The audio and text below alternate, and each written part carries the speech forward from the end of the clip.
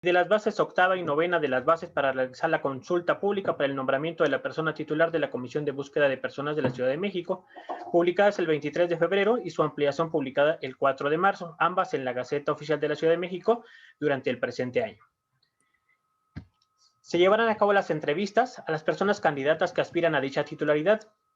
De acuerdo al procedimiento establecido en las bases antes referidas, el secretario de Gobierno de la Ciudad de México, José Alfonso Suárez del Real y Aguilera, designó a las personas integrantes de la comisión que llevarán a cabo dichas entrevistas. Esta se encuentra conformada por las siguientes personas: el licenciado Efraín Morales López, subsecretario de Gobierno de la Ciudad de México; el licenciado Ernesto Cabrera Brugada, director general de Planeación y Desarrollo Institucional de la Secretaría de Gobierno de la Ciudad de México; el licenciado Edgar Ramírez Bolaños, encargado del despacho de la Fiscalía de Persecución e Investigación de los Delitos en materia de desaparición forzada de personas y desaparición cometida por particulares y búsqueda de personas desaparecidas de la Fiscalía General de Justicia de la Ciudad de México. También nos acompañan en calidad de observadores los integrantes del Consejo Ciudadano de Búsqueda de Personas siguientes: Juana Laura Garrido Ibarra, Antonio Rueda Cabrera y Jorge Ruiz Reyes. El proceso de entrevista permitirá la valoración por parte de la comisión entrevistadora de diversos rubros relacionados con las competencias, habilidades y conocimientos vinculados a las funciones que desarrolla la Comisión de Búsqueda de Personas de la Ciudad de México. La entrevista se divide en dos momentos. En el primero de ellos se abordará su plan de trabajo. Cada integrante de la comisión entrevistadora realizará una pregunta y usted contará con un tiempo máximo de 3 minutos para contestar. En el segundo momento, se analizarán competencias, habilidades y conocimientos específicos. Se realizarán 5 preguntas por parte de la comisión entrevistadora. Usted tendrá un máximo de 2 minutos para contestar. Finalmente, usted contará con 3 minutos para exponer los argumentos que considere oportunos y emitir, en su caso, un mensaje de cierre de entrevista. En cada una de sus intervenciones, a efecto de que se lleve a cabo en los tiempos establecidos, un servidor levantará la mano cuando resten 30 segundos para la conclusión de cada intervención. ¿Hasta aquí tiene alguna duda? No, todo claro. Gracias. Muy bien. Procedemos entonces con la primera etapa de la entrevista y le pedimos al licenciado Ernesto Cabrera Brugada formule la primera pregunta.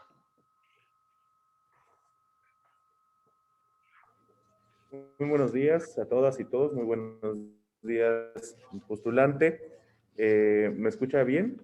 Sí, con claridad. Gracias. Gracias. Bien. Sobre el tema número 1, que es el plan de trabajo, quisiera saber qué acciones impulsaría para atender de manera eficaz los reportes de desaparición de mujeres, tomando en consideración que hay una incidencia alta de desaparición en este grupo de determinadas alcaldías como la GAM e Iztapalapa. Sí, de hecho, nuestro trabajo, mi trabajo en particular en temas de investigación sobre desaparición de mujeres se centra en la delegación Iztapalapa e incluso concretamente en focos rojos de la delegación Iztapalapa como ciertas calles concretas, ¿no? Una de las experiencias que nos han traído hasta acá, y hablo en plural porque es un proyecto conjunto que ha sido elaborado con familiares en búsqueda, con colectivas y colectivos, con organizaciones de la sociedad civil, con abogadas también feministas y también con miembros de la academia. Y esa fue la primera experiencia, digamos, de búsqueda en la Ciudad de México, cuando empezamos a notar que no solamente en nuestras universidades empezaban a desaparecer las alumnas, sino que empezaba, digamos, todo un proceso de una curva de desaparición.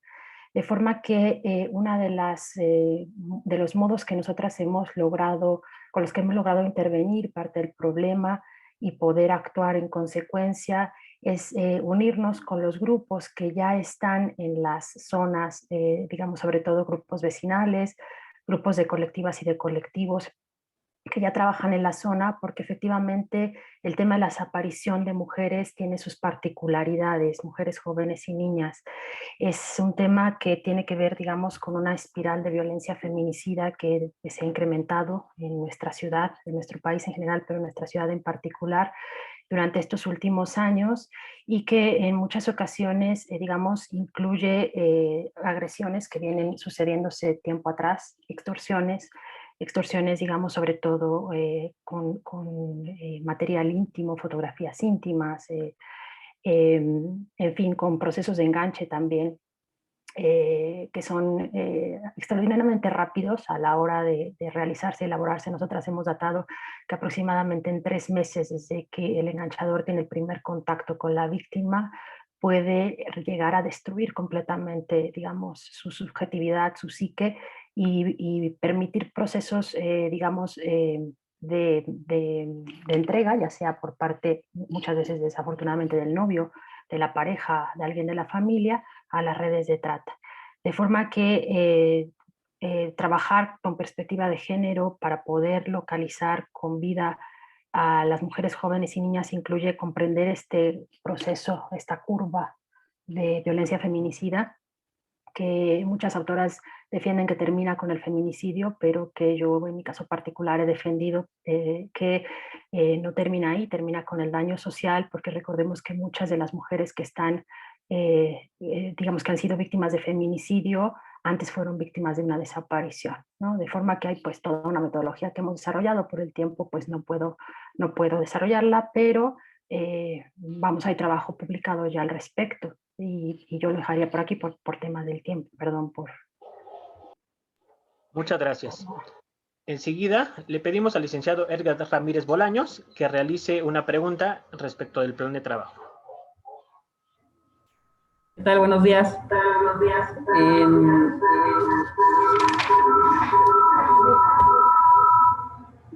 En el tema de plan de trabajo que ha presentado doctora Rita, ha establecido un engranaje institucional que a veces se ve inmiscuido en la complejidad burocrática para la búsqueda de personas. Hace referencia a diagnósticos éticos y certeros. ¿Qué diagnósticos en particular son a los que se refiere usted? Sí, se trata de análisis de contexto que parten, digamos, de una metodología que también está en pronta publicación por un artículo con el que yo pude contribuir a un libro en la Universidad Autónoma Metropolitana de Iztapalapa, que tiene que ver con poder tener una cierta metodología para poder echar luz sobre terrenos oscuros, hostiles y difíciles, en donde hay un complejo sistema de acumulación de capital ilegal en la Ciudad de México y que está evidentemente vinculado a el fenómeno de la desaparición. Si bien no podemos asegurar que toda desaparición tiene necesariamente que ver con esa acumulación de capital ilegal, sí hay una evidencia sustantiva respecto a que hay digamos, una gran incidencia respecto a ese tema. De forma que esos análisis éticos y certeros tienen que ver con, como les comentaba, poder echar luz sobre terrenos de difícil acceso, entre otras cosas porque no solamente depende de las instituciones poder analizar esos complejos terrenos, depende de criterios en los que tenemos que ir avanzando todas y todos, la sociedad, pero en particular creo que la gente de la academia que se dedica cotidianamente a esto, para poder establecer criterios que tienen que ver, por ejemplo, con esa acumulación. Tenemos que ser capaces de medir cuál es esa acumulación y qué tanto de esa acumulación de capital ilegal proviene directamente de la trata de personas, y para afinar un poco más, qué tanto esa trata responde a procesos de desaparición cometida por particulares o desaparición forzada en nuestra ciudad. Cuando me refiero digamos, a diagnósticos éticos y certeros, hablo de análisis de contexto que puedan servir como insumo para los planes de búsqueda. Es imposible pensar que podemos hacer un plan de búsqueda efectivo y eficaz si no tenemos esos análisis de contexto hechos a profundidad y que van a irse, digamos, nutriendo día con día, porque somos muy conscientes de que los modus operandi de la delincuencia organizada cambian día con día, ¿no? Sabemos de primera mano, las que hemos podido participar y aportar algo a las instituciones, que van algunos pasos delante, ¿no? Y que nosotros desde la sociedad civil, pero también de las instituciones, hemos intentado poner de alguna manera un cerco, pero tenemos que estar todo el tiempo observando esos procesos y tenemos que ser capaces, como les decía, de poder vincular esos análisis a profundidad con los planes de búsqueda que tienen que ver, digamos, con acciones concretas y directas para poder localizar a las personas. Muchas gracias, doctora. Ahora le pedimos al licenciado Efraín Morales, subsecretario de Gobierno, que formule una pregunta respecto del plan de trabajo. Hola, buen día, bienvenida. Gracias. Antes, digamos, durante el documento se hace referencia al marco legal y normativo existente en los ámbitos nacional, interamericano y nacional, de la importancia de atender los principios rectores que el Comité de Naciones Unidas contra la Desaparición Forzada estableció a partir de la experiencia en México. Digamos, tomando en cuenta que se está hablando de esta parte normativa, ¿qué adecuaciones usted sugiere se pueden hacer en términos normativos y en términos sobre todo de operación para agilizar y eficientar las condiciones de la búsqueda de personas? Yo creo que una de las, digamos, yo creo que la ley general en la materia está sumamente bien desarrollada, es amplia, es producto de una lucha intensa y de un cúmulo de experiencias que se han dado en nuestro país respecto a la búsqueda de personas. Sin embargo, la Ciudad de México tiene sus matices y tiene sus dificultades muy particulares. En primera, es que es una ciudad sumamente grande, compleja, es una megalópolis que está también de alguna manera vinculada a muchos procesos que se escapan, digamos, propiamente del ámbito territorial de la Ciudad de México. Es un espacio en donde existen, por ejemplo, grandes infraestructuras como el Aeropuerto Internacional de la Ciudad de México, las grandes estaciones de autobuses, el sistema C5 de seguridad pública, por ejemplo. Y en ese sentido yo creo que una de las propuestas sería empezar a proteger esos espacios, tanto de espacios como de seguridad pública que tienen que ver con el sistema C5, como espacios propiamente, digamos, de las infraestructuras públicas de la Ciudad de México. Incluso me atrevo a decir, a poner corredores humanitarios, porque eventualmente la extracción de personas se produce de manera masiva. Eso ya lo podemos aseverar hoy en día. Y digamos que el transporte, la logística no es una cosa sencilla, hay parte, digamos, de elementos que podrían estar coadyuvando para que esa extracción de personas se haga con total, digamos, a plena luz del día, ¿no? De forma que creo que una de las estrategias que podemos implementar es a la hora de establecer, digamos, normas y leyes, tendría que ver precisamente con esos mecanismos que permiten la extracción de personas de la Ciudad de México.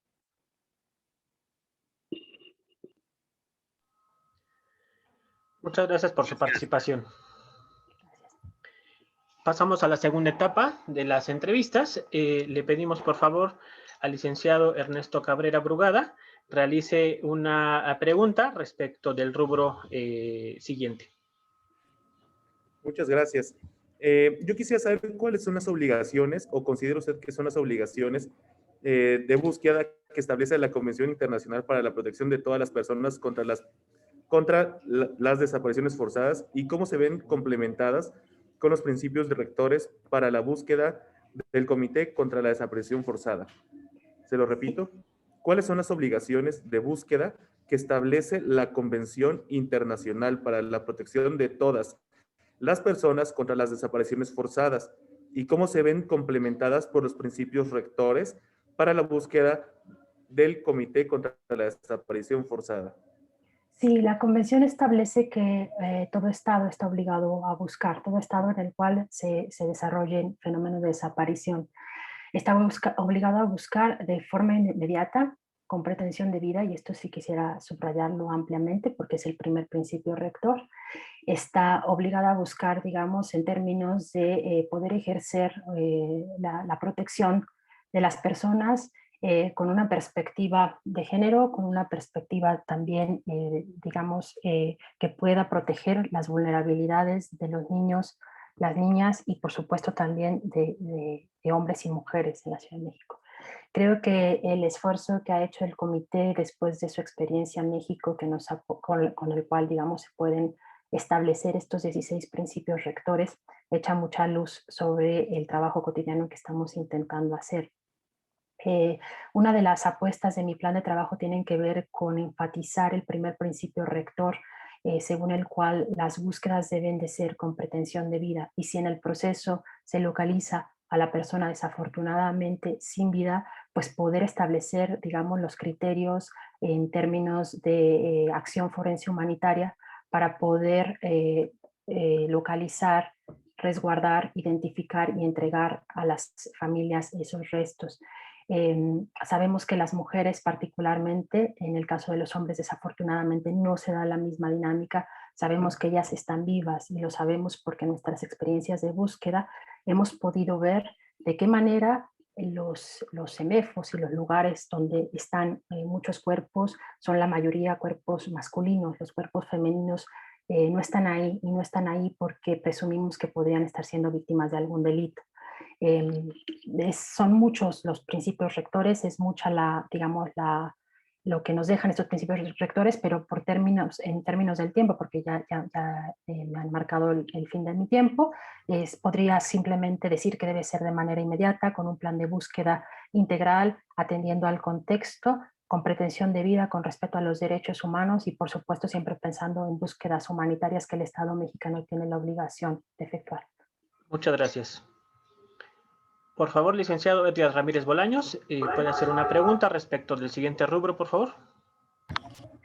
Sí, gracias. En el tema de búsqueda de personas, ¿usted qué herramientas tecnológicas emplearía para la búsqueda de las mismas para tener efectos inmediatos?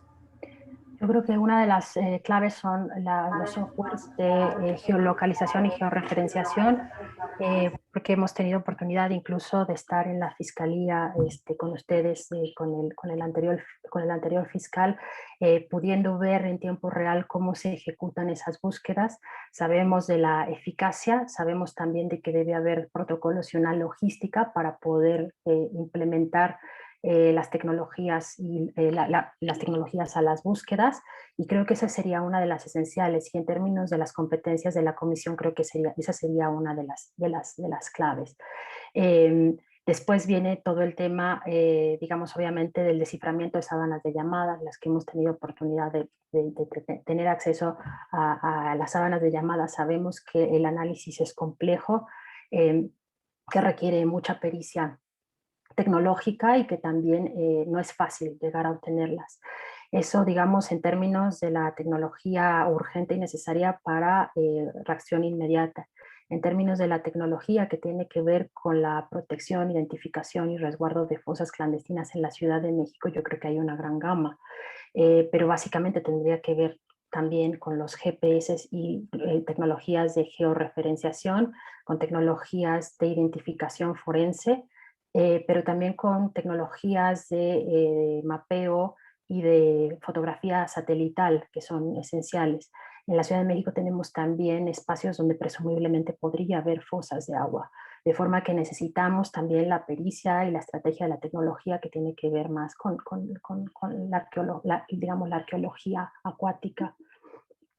Pero esas serían, en términos generales, digamos, las tecnologías a emplear. Muchas gracias. Por favor, licenciado Efraín Morales Sánchez, subsecretario de Gobierno, ¿puede formular la siguiente pregunta respecto del rubro respectivo? Sí, solo señalar que en esta parte del poder ir alimentando de información con las experiencias que se van teniendo, las desafortunadas experiencias, ¿cómo podríamos garantizar la no repetición de casos? ¿Cómo lo podríamos traducir en un ejercicio eficiente? Sí, yo creo que una de las claves fundamentales está en las células de reacción inmediata, porque claramente los protocolos están basados en la experiencia, y los protocolos muestran de qué manera las primeras 24, 48 y 72 horas son esenciales con sus respectivas, digamos, líneas de actuación. En ese sentido, las familias han podido empezar a implementar protocolos, no solamente a nivel como individual, sino a nivel social, que han permitido estrategias, digamos, de peinado de zonas, estrategias de rastreo también, de rastreo en las redes sociales juegan aquí un tema fundamental, en donde, digamos, de muchas formas se empiezan a implementar estrategias sociales de localización, que tienen que ver también fundamentalmente con la forma en la que se recibe el reporte y con la forma en la que se actúa en consecuencia con respecto a ese reporte. Una de las claves que nosotras hemos encontrado es la de poder ejecutar entrevistas de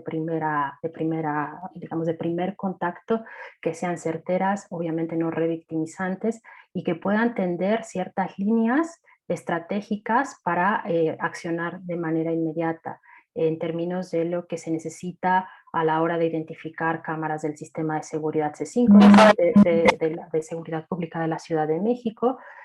También, como les comentaba, empezar a rastrear, a indagar en el tema de las redes sociales, el poder implementar estrategias que no solamente tienen que ver con la comisión, sino con digamos, colectivos, en términos de cómo se distribuyen las fichas de búsqueda y cómo se logra hacer masiva esta distribución, también resulta fundamental. En fin, hay mucha experiencia y parte, digamos, de la apuesta de este plan de trabajo es también poder beber de esa experiencia y estar retroalimentándonos constantemente de esa experiencia, porque la sociedad también lleva pasos adelante, ¿no?, con respecto a esta problemática y cómo atajarla. Muchas gracias.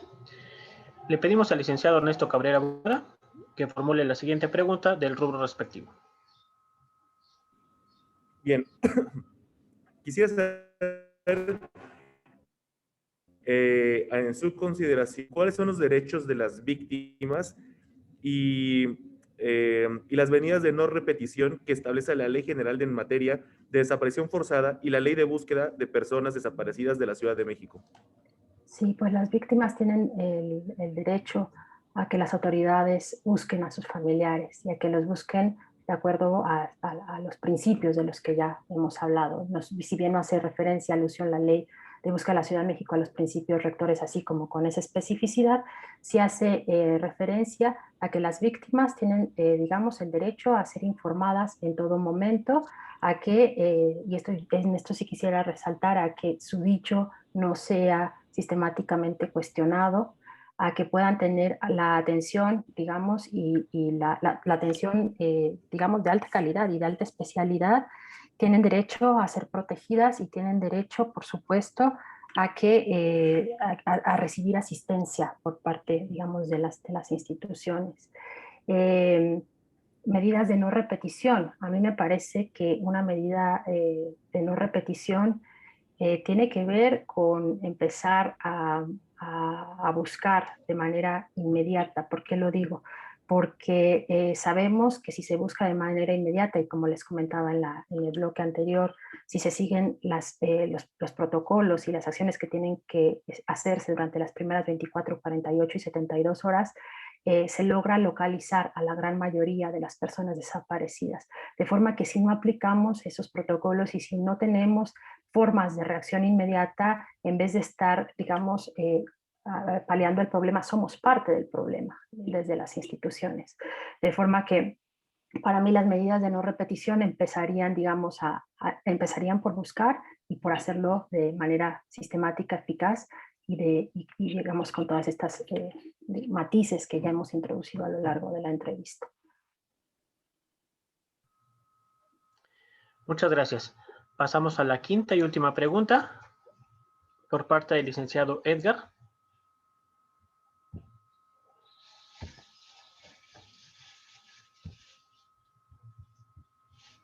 Sí, gracias. En cuanto al tema de atención a víctimas, ¿qué metodología emplearía usted precisamente para realizar un acompañamiento efectivo a la familia? Sí, gracias por la pregunta, porque esa es una de las, digamos, experiencias en las que más tenemos incidencia, creo yo, ¿no? Buscar quiere decir, desde mi punto de vista, poder poner todas las herramientas que como sociedad tenemos al servicio de las víctimas y de las familias. En procesos, digamos, más psicosociales de acompañamiento, creo que lo elemental para las instituciones es, como les decía, apoyar y creer el dicho de las familias, terminar con la práctica según la cual se hace todo lo posible para deshabilitar de alguna manera ese dicho. Tenemos que ser capaces de fortalecer a las familias porque claramente nosotros y las familias no podemos buscar y las familias y nosotros tampoco, ¿no?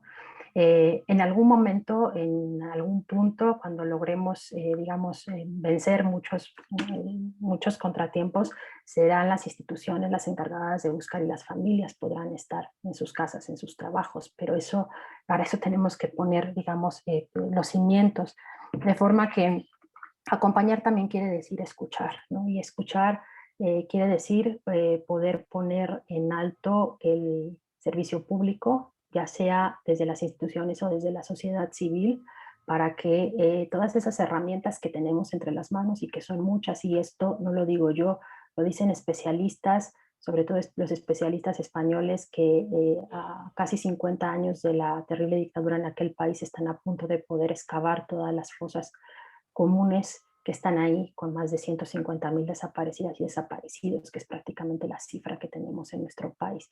Entonces, básicamente para mí, yo lo resumiría según la experiencia en que buscar tiene que ver con escuchar, tiene que ver con comprender y actuar en consecuencia para poder poner todas las herramientas que como sociedad tenemos al servicio de las búsquedas y al servicio de las familias y de las víctimas. Muchas gracias, doctora Rita Canto. Ahora usted cuenta con 3 minutos para exponer los argumentos que considere oportunos y emitir un mensaje de cierre de entrevista. Sí, pues agradecer la entrevista, agradecer las preguntas y decir que efectivamente este es un plan de trabajo que ha sido elaborado en comunidad, en conjunto, a partir de la experiencia de años sumamente difíciles en la Ciudad de México, para los cuales nadie estaba preparado, creo yo, y que este proceso, digamos, proceso histórico y proceso social que nos toca vivir tiene que ver con una larga curva de aprendizaje, y en ese sentido tiene que ver con poder aprender de lo que las familias están haciendo, poder poner en el centro a las familias y poder desarrollarnos como sociedad a muy alto nivel para el reto que nos toca vivir, que es el de buscar y localizar a las personas desaparecidas. Como les comentaba, ya hay experiencias amplias en nuestra sociedad, organizaciones de la sociedad civil, protocolos a muy alto nivel también, tanto públicos como de la sociedad civil, y yo creo que es tiempo también de empezar a reconciliar los saberes, empezar a poner el ojo en el objetivo común, y creo que las búsquedas humanitarias en nuestra ciudad son posibles, son viables, y ojalá que esa sea una de las prioridades también de todas y de todos nosotros. Y simplemente pues agradecer fundamentalmente al trabajo de las familias, quienes me han permitido aprender y quienes me han permitido también acompañarles en estos años.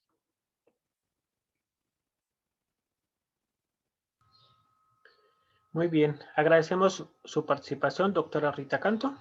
Si alguien gusta de la comisión entrevistadora, dar algún mensaje.